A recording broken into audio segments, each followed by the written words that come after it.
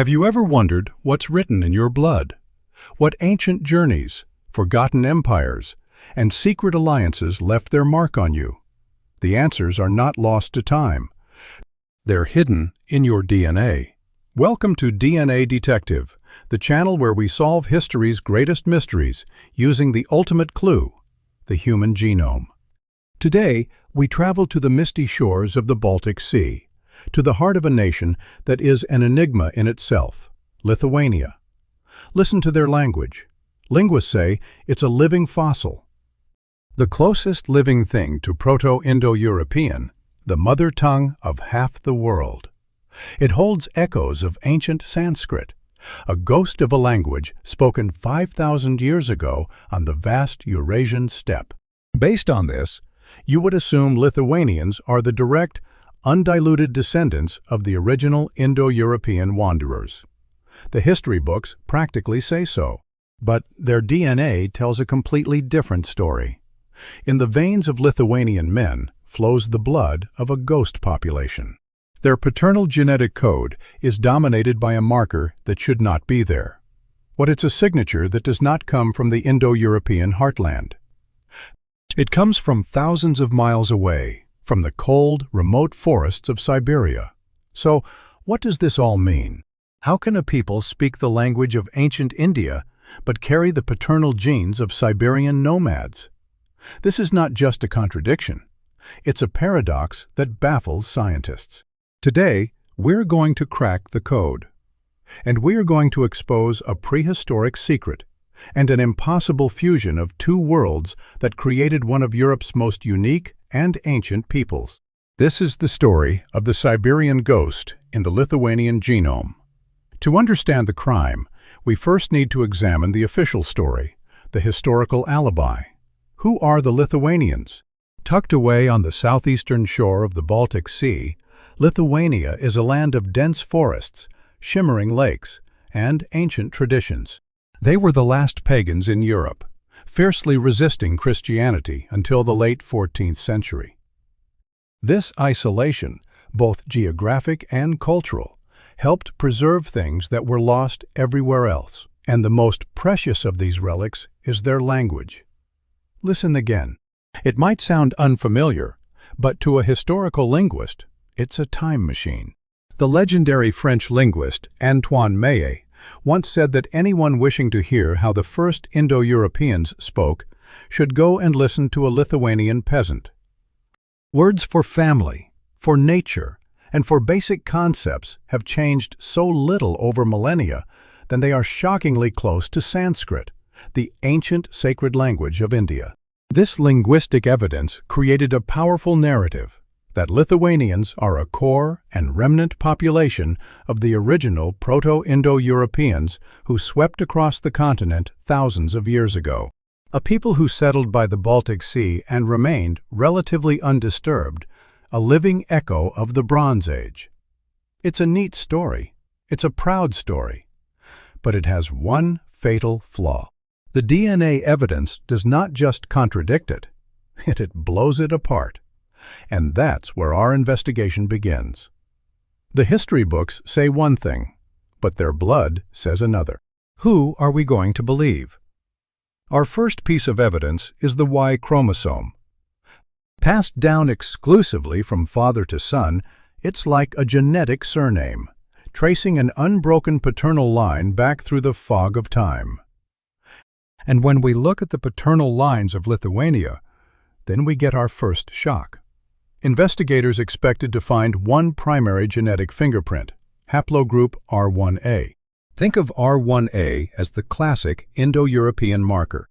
It's found in high frequencies from Poland and Russia all the way to Central Asia and northern India, tracing the path of the ancient horse-riding warriors from the Pontic-Caspian steppe who are believed to have spread the Indo-European languages. And indeed, about 45% of Lithuanian men carry this haplogroup. Case closed, right? Not even close. Because right alongside it, in massive numbers, is the ghost. Nearly 42% of Lithuanian men belong to haplogroup N1C. And this is the smoking gun. N1C is not an Indo-European lineage. Its origins lie thousands of miles to the east. It is the signature marker of Finno-Ugric peoples like the Finns and Estonians, and Siberian groups like the Yakuts and Nenets. Its highest concentrations are found in the northern Ural Mountains and the Siberian taiga. But let that sink in. The two dominant paternal lineages in Lithuania come from two completely different worlds. One from the sun-scorched steppes of Ukraine, and the other from the frozen forests of Siberia. It's as if the cowboys of the American West and the Inuit of the Arctic Circle suddenly merged to form a single people. It makes no sense. Or does it? This is our central thesis. The Lithuanian people are not a single, pure-blooded group. They are the product of a dramatic, prehistoric fusion. We believe that an ancient wave of Indo-European men, the R1A carriers, migrated into the Baltic region. But they did not find an empty land.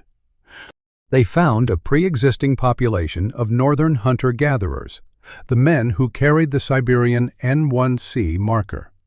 And what happened next was not a simple replacement. It was a merger that forged a new identity. But to prove it, we need more evidence. If our theory is true, and if migrating Indo-European men merged with a local population, then what would we expect to see in the maternal lines? Let's bring in genetic clue number 2, the mitochondrial DNA. Mitochondrial DNA, or mtDNA, is passed down from mother to all her children. It traces a purely maternal line, and when we analyze the mtDNA of Lithuanians, the plot thickens. The maternal lines are overwhelmingly typical of mainstream European populations. The most common haplogroup is H, which makes up almost half of the lineages, followed by U and T. These are ancient European mother lines and with deep roots across the continent, some stretching back to the first hunter-gatherers after the last ice age. Get this. The exotic Siberian marker that is so dominant in the paternal Y-DNA is practically absent in the maternal mtDNA. What does this tell us? The story is becoming clearer. The evidence suggests that the newcomers, the Indo-European speakers carrying R1A, were primarily men.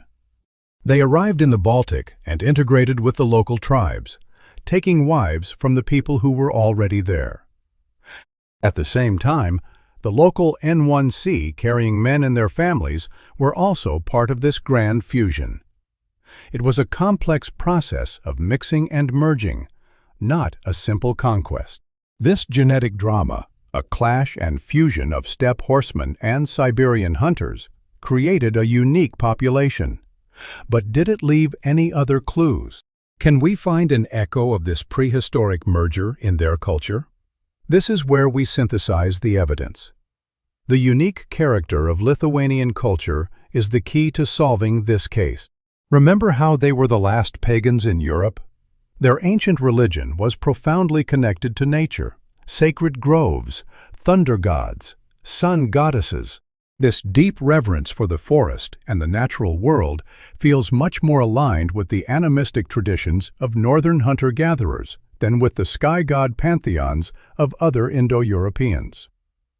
Could this be the cultural ghost of their N1C ancestors?